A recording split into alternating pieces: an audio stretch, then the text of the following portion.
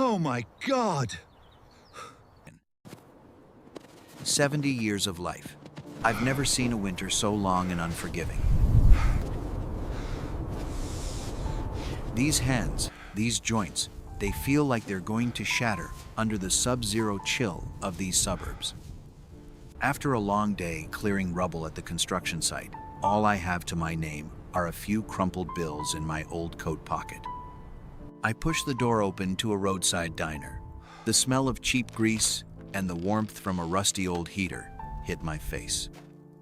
I pick the most hidden corner, order the cheapest potato soup on the menu, just to have an excuse to sit here a little longer before having to return to my empty apartment.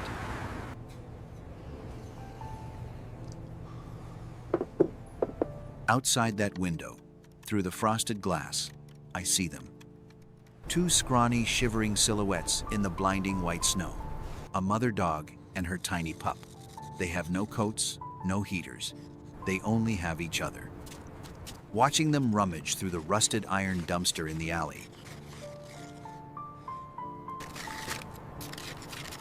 I scoff at myself. John, you can't even take care of yourself. Who are you to pity anyone else? Suddenly, the diner owner stormed out. His roar was worse than the blizzard outside. You again? Get out of here right now, you hear me? Leave! Get out of here! Leave now! Whimper! Go! Now! He roared, brandishing his club until the dogs fled in terror. Amidst the frenzy, tragedy struck. Two small forms lost their footing and plunged into the frigid depths of the septic tank. The sound of them hitting the water was haunting, but it didn't move the owner one bit. Mid-rant, he prepared to swing his club once more to chase off the mother. I stood up abruptly, with a strength I didn't know I possessed. I intercepted his arm, just as the wood began its downward arc. "What the hell are you doing, John? They're ruining my business," he snarled. I stared straight into his soulless eyes, grinding out every word. "Stop torturing them. They've suffered enough. Please, just leave them alone." He walked away, leaving me and the dogs in the freezing sleet. They're freezing. Not my problem. Mother struggled to get up, You're but safe. the little one, it wasn't whimpering anymore. Soaked to the bone, it lay there limp. My heart clenched. I scooped the pup into my arms. That first touch, it wasn't like touching an animal, but rather like holding a dying ember. I hurried them into my beat-up Ford.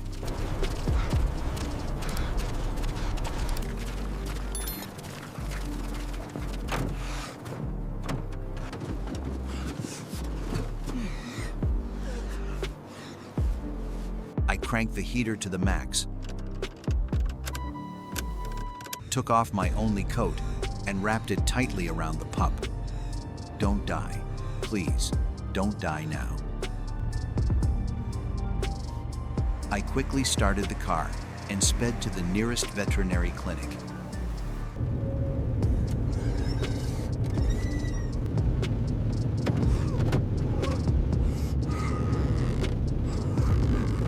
At the vet clinic at the end of the street, the glaring white neon lights made me dizzy. Help! Please! He's very weak.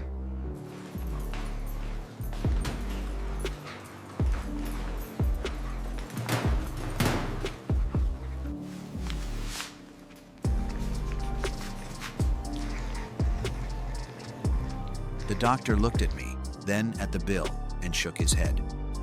$2,000. That number was like a death sentence for someone living on welfare and odd jobs like me.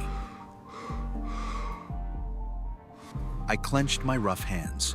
I pulled out the only $50 in my wallet, my food money, for the entire next month, and placed it on the table. "Doc, please save him. I will pay. I swear on my honor as a man. Just give me time. The month that followed was a war. Early mornings, I was at the scrapyard, hauling heavy beams on my shoulders.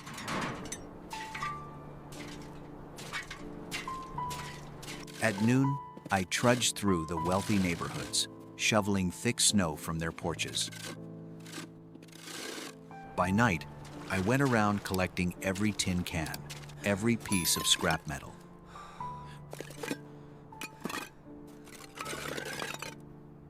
Whenever the pain in my back made me want to collapse onto the cold snow, I remembered the mother dog's eyes looking at me through the rearview mirror that day.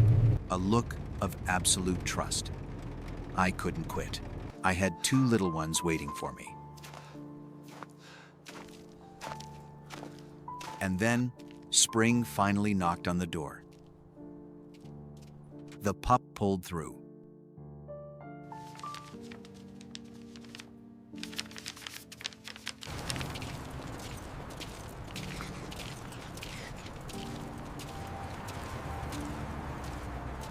The moment I brought them home, he bolted into my arms, licking the calluses on my hands.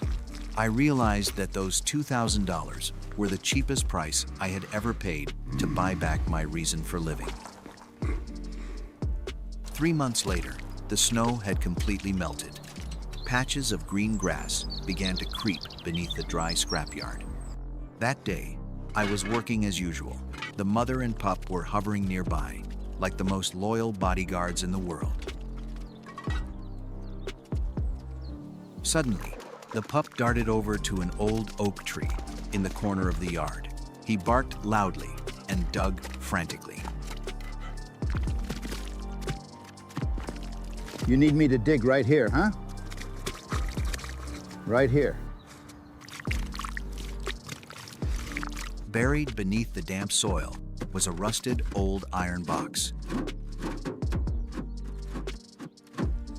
When the lid popped open, a golden glimmer reflected in my eyes.